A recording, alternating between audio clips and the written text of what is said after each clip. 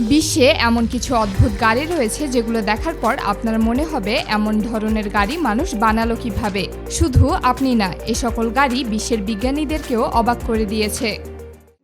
জিপনি। এটা হলো ফিলিপাইনের সবচেয়ে পরিচিত এবং অদ্ভুত যানবাহনগুলোর মধ্যে একটি। প্রথম দেখায় এটি অনেকটা রঙিন একটি ছোট বাসের মতো মনে হলেও এটা মূলত বাস নয়। দ্বিতীয় বিশ্বযুদ্ধের পর মার্কিন সেনাবাহিনী বিপুল সংখ্যক সামরিক জিপ ফিলিপাইনে ফেলে রেখে যায়।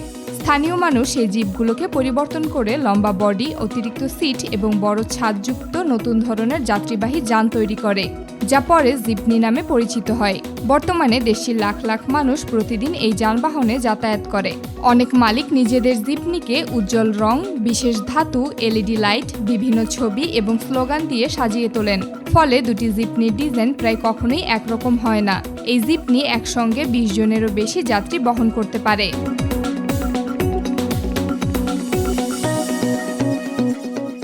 ট্রাইসাইকেল। এটা হলো ফিলিপাইনের রাস্তায় চলা পৃথিবীর সবচেয়ে অদ্ভুত এবং ব্যতিক্রমধর্মী গণপরিবহনগুলোর মধ্যে একটি। নাম শুনে সাধারণ 3 চাকার সাইকেলের কথা মনে হলেও বাস্তবে এটি একটি মোটরসাইকেলের সঙ্গে ধাতব কাঠামো যুক্ত করে তৈরি করা হয়। এই সাইড ফ্রেমে কয়েকজন যাত্রী বসতে পারে, আবার অনেক ক্ষেত্রে পেছনেও অতিরিক্ত সিট লাগানো থাকে। অবাক করার বিষয় হলো একটি ছোট মোটরসাইকেলের উপর তৈরি এই যানবাহন কখনো কখনো 6 থেকে 8 জন পর্যন্ত যাত্রী বহন করে। বর্তমানে ফিলিপাইনে লাখ লাখ ট্রাইসাইকেল চলাচল করছে। জানলে অবাক হবেন, সেদেশের সরকার এটাকে বৈধ হিসেবে ঘোষণা করেছে। ফিলিপাইনে সবথেকে কম খরচে যদি আপনি ট্রাভেল করতে চান তাহলে আপনাকে এই ট্রাইসাইকেলেই চড়তে হবে। Logging motorcycle. এই অদ্ভুত মোটরসাইকেল ইন্দোনেশিয়ার কিছু দুর্গম পাহাড়ি ও বনাঞ্চলে দেখা যায়। প্রথম দেখায় মনে হয় একটি সাধারণ মোটরসাইকেল, কিন্তু কাছে গেলে বোঝা যায় এটি সম্পূর্ণ ভিন্ন কিছু। মোটরসাইকেলের দুই পাশে বিশেষ ধাতব ফ্রেম লাগানো থাকে, যার সাহায্যে বিশাল আকৃতির গাছের গুঁড়ি বহন করা হয়। অনেক সময় একটি মোটরসাইকেলে এমন কাঠ বহন করা হয় যার দৈর্ঘ্য মোটরসাইকেলের চেয়ে কয়েক গুণ বেশি। এই দৃশ্য প্রথমবার দেখলে বিশ্বাস করাই কঠিন যে এত ছোট একটি মোটরসাইকেল এত বড় বোঝা বহন করতে পারে। সবচেয়ে অবাক করার বিষয় হলো এসব মোটরসাইকেল প্রায় পাহাড়ি কাঁচা রাস্তা, জঙ্গল এবং খাড়া ঢালু পথ দিয়ে চলাচল করে।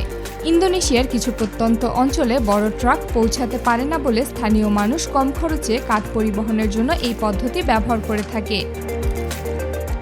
হাবাল হাবাল। ফিলিপাইনের পাহাড়ি ও গ্রামীণ এলাকায় চলা হাবাল হাবাল পৃথিবীর সবচেয়ে অদ্ভুত মোটরসাইকেল ভিত্তিক পরিবহন ব্যবস্থাগুলোর একটি। এটি মূলত একটি সাধারণ মোটরসাইকেল, কিন্তু এর দুই পাশে লম্বা কাঠ বা ধাতব সিট যুক্ত করা হয়, যাতে একসঙ্গে অনেক যাত্রী বসতে পারে। সাধারণ মোটরসাইকেলে যেখানে 2 বা 3 জন মানুষ বসতে পারে, সেখানে একটি হাবাল হাবালে কখনো কখনো 6 থেকে 8 জন পর্যন্ত যাত্রী বহন করা হয়। প্রথম দেখায় এটি মোটরসাইকেলের চেয়ে ছোট একটি বাসের মতো মনে হয়। এটি এমন সব দুর্গম পাহাড়ি এলাকায় চলতে পারে যেখানে বড় বড় গাড়ি বা বাস পৌঁছাতে পারে না।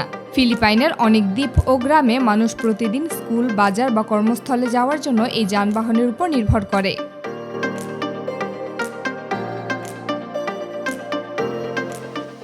চকুডু। আফ্রিকার কঙ্গো শহরে গেলেই এক অদ্ভুত গাড়ি দেখতে পাবেন। প্রথম দেখায় এটি অনেকটা কাঠ দিয়ে তৈরি বিশাল একটি স্কুটারের মতো লাগে। অবাক করার বিষয় হলো এই যানবাহনে কোনো ইঞ্জিন নেই, কোনো জ্বালানিও লাগে না। তবুও এটি প্রায় 1 টনের কাছাকাছি মালামাল বহন করতে সক্ষম। সাধারণত শক্ত কাঠ দিয়ে পুরো কাঠামো তৈরি করা হয় এবং সামনে একটি হ্যান্ডেল থাকে, যার সাহায্যে চালক এটি নিয়ন্ত্রণ করেন। চকুডুর সবচেয়ে অবাক করার দিক হলো এর ওজন বহন ক্ষমতা। একটি সাধারণ চকুডু অনায়াসে 500 কেজিরও বেশি মালামাল বহন করতে পারে। স্থানীয় ব্যবসায়ীরা বাজারে পণ্য পরিবহন, কৃষি পণ্য বহন এবং নির্মাণ সামগ্রী আনার কাজে এটি ব্যবহার করে।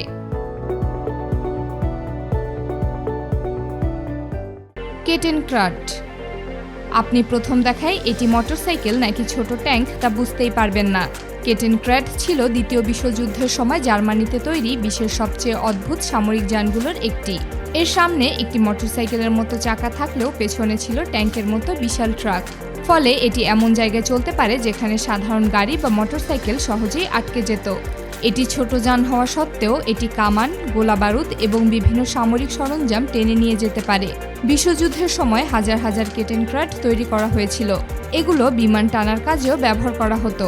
যুদ্ধ শেষ হওয়ার পর কিছু কেটেন ক্র্যাট কৃষিকাজ এবং বনাঞ্চলে ভারী মালামাল টানার জন্য ব্যবহৃত হয়।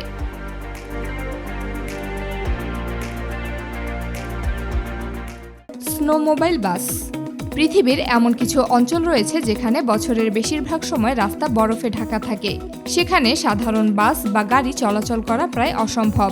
এই সমস্যার সমাধান হিসেবে তৈরি হয়েছে স্নোমোবাইল বাস, যা দেখতে অনেকটা বাসের মতো হলেও এর নিচে সাধারণ চাকার বদলে থাকে বিশাল ট্রাক বা স্কি। এই ধরনের যানবাহন সবচেয়ে বেশি দেখা যায় আলাস্কা, কানাডা, গ্রিনল্যান্ড এবং উত্তর ইউরোপের কিছু এলাকায়। ব্যাম্বো ট্রেন, কম্বোডিয়ার বাঁশের ট্রেন, যাকে স্থানীয়ভাবে নরি বলা হয়। এটা পৃথিবীর সবচেয়ে অদ্ভুত যানগুলোর একটি। প্রথম দেখায় এটি কোনো ট্রেন বলেই মনে হয় না। এটি মূলত কয়েকটি চাকা, একটি ছোট মোটর এবং তার উপর বসানো বাঁশের তৈরি সমতল প্ল্যাটফর্ম। দেখতে অনেকটা চলন্ত বাঁশের মঞ্চের মতো। তবুও এই যানবাহনটি বছর পর বছর ধরে হাজার হাজার মানুষের যাতায়াত এবং পণ্য পরিবহনের কাজে ব্যবহৃত হয়েছে। কম্বোডিয়ার অনেক এলাকায় একসময় রেললাইন থাকলেও পর্যাপ্ত ট্রেন নেই, তাই স্থানীয় মানুষ নিজেরাই বাঁশ, কাঠ এবং ছোট ইঞ্জিন ব্যবহার করে এই অস্থায়ী রেলযান তৈরি করেছে।